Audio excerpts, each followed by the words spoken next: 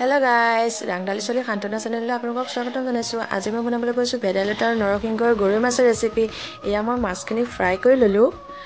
মাছখিনি ফ্ৰাই কৰি লোৱা পিছত মই এয়া ভেদাইলতা পাতখিনি আৰু নৰসিংহ পাতখিনি মিক্সি জাৰত পেষ্ট বনাই ললো। এতিয়া মই মাছ ফ্ৰাই কৰি লোৱা কেৰাহীটোতে দুটা শুকান জলকীয়া, দুটা তেজপাত, কাটি লোৱা এটা সৰু পিয়াজ আৰু ৰসুন দুফুটামান কাটি লোৱা আৰু আদাৰ পেষ্টটো মই তাতে দি ৰঙচুৱা হোৱালৈকে মই ভাজি আছো।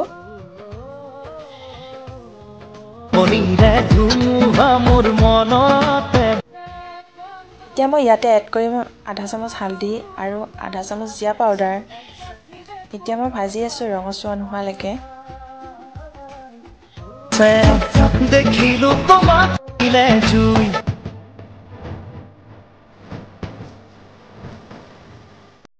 এতিয়া মই ভেদাইলতাৰ পেষ্টটো ইয়াতে দি দিছো।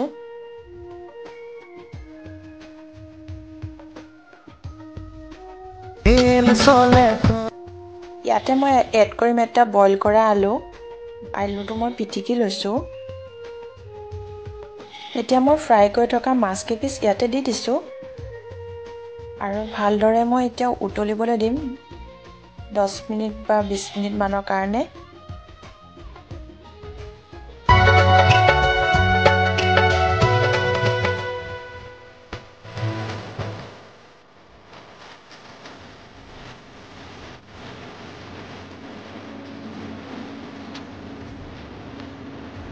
এয়া আপোনালোকে দেখিবলৈ পাইছে আঞ্জাখন কেনেকুৱা হৈছে।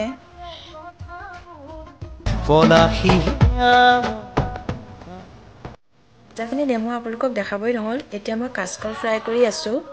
এনেকৈ দীঘল দীঘলকৈ কাচকলখিনি ফ্ৰাই কৰিলে মোৰ ছোৱালীজনীয়ে খাই বহুত ভাল পায়।